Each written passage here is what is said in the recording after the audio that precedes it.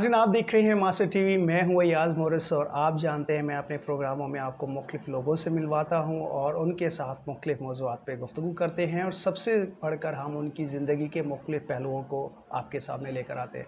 आज मेरे साथ मिस सबरीना विक्टर मौजूद है। शी इज़ एजुकेशनिस्ट, ट्रेनर और स्पेशली इंग्लिश लैंग्वेज के हवाले से उनका बहुत ज़्यादा कंट्रीब्यूशन है। She is working with different institutions और बहुत ज़्यादा लोगों की हेल्प कर रही हैं to learn and speak English with confidence. So today we will know her journey and how she began to in the career of teaching and her inspiring story with you. So thank you so much, ma'am, for so your much. time and coming to our show and sharing your story. Thank you. I just wanted to know about your life journey, where you get educated and then your pursue your passion for education. Okay. Um, I began my primary education from St. Peter's Primary School, Yes. and after that, my parents they put me in St. Joseph's Convent Girls School, where I completed my matriculation. Right. I did my bachelor's from St. Joseph's Government College for Girls, and seeing my passion for education, my parents then got me admitted in Notre Dame Institute of Education, Right. which is located in St. Patrick's Boys School. From there I did my B.Ed, and after that I did my master's in TEFL, which stands for Teaching of English as a Foreign Language, from Allama Iqbal Open University. And I have done a number of English language training Trainings, yes. courses from US Department of State. Wonderful. And since my interest, I specialize in English, so I took forward this particular subject, as there are, since Pakistan, the learners over here are second language learners, we call them. Yes. We are not native speakers at all. So there's a great demand for this subject, and I used my experience, my educational experience, because I have served at various schools in Karachi, as not only as a teacher but as a coordinator, as a senior section headmistress for O levels and SSC, and an acting principal. So I used all that experience to then train teachers. And I also conduct workshops for students. I just completed a few days ago my creative writing workshop for children. Wonderful. And I got a good response for that. And I'm also conducting a English speaking workshop for teachers and mothers. My first client is from Saudi Arabia.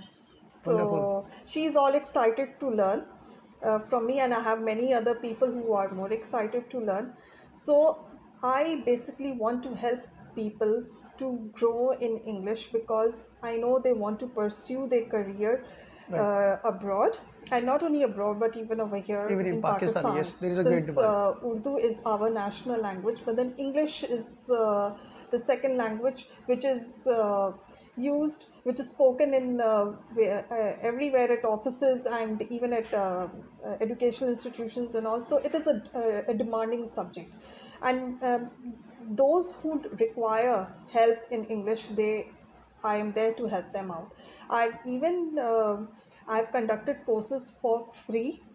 I have done it for free, and I charge minimum amount. It's not something that is like out of their range. It is pocket friendly courses. When was the time you realized that you need to pursue? You have that passion and skill for education, and you want to pursue your career as an education? Because I know that there is some feeling or something like that. Teaching is not a passion, profession that you can pursue and you can have a very good life. I will. Is was feeling there for you and for your family as well?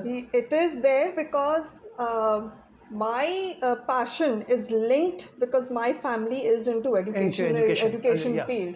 So you were lucky that you got that background and Yes, everything. Yes. yes. My father has served the educational sector.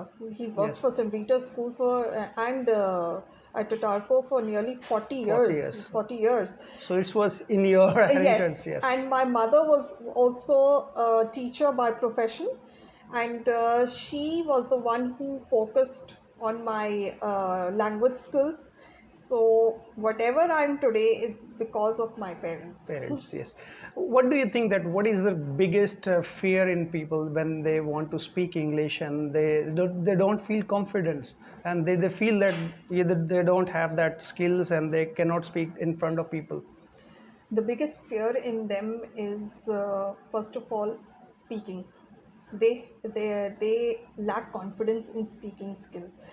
What I want to make one thing clear is that every skill is interlinked. If you say speaking, it involves listening, and it Yes. also involves writing and reading. So the people don't understand this. So they say we want to improve in speaking skill.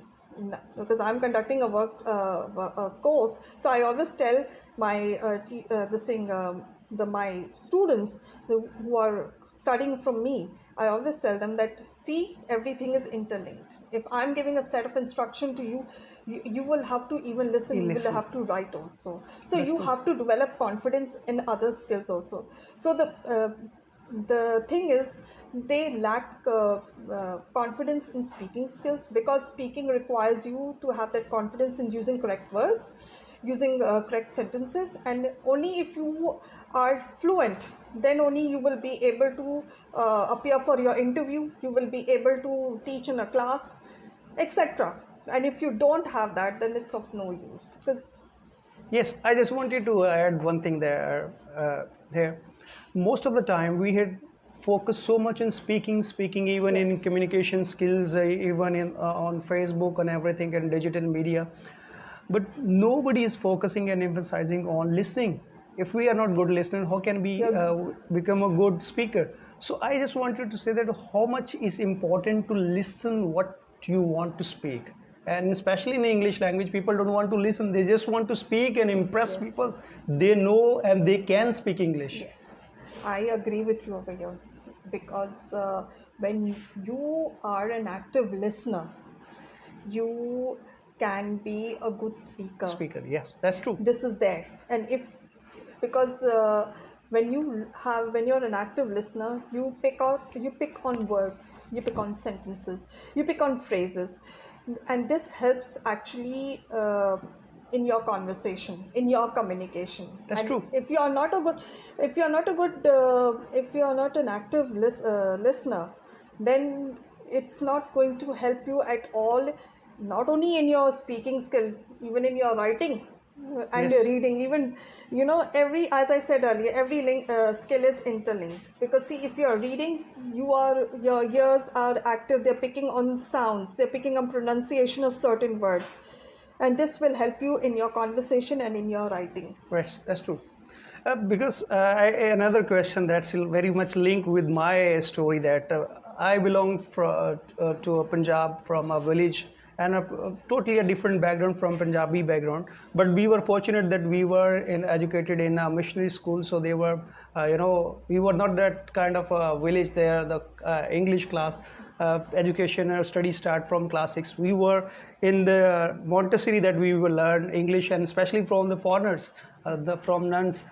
But unfortunately in our society, if you speak English and your pronunciation, and sometimes you are not able to speak correct sentence, people will make fun of you. Yes. So most of the time people don't speak. They can speak. They are very good listener. They read English. They can speak, but they don't want to speak because they will get insulted. So how can you cope with this fear that you need to speak? And especially I have experienced this when I speak with the people from local people.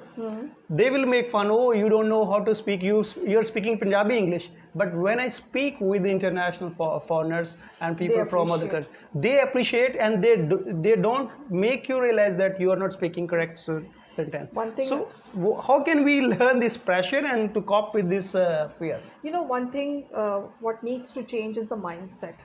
Right. Remember, we cannot change someone's accent. You have to accept that accent.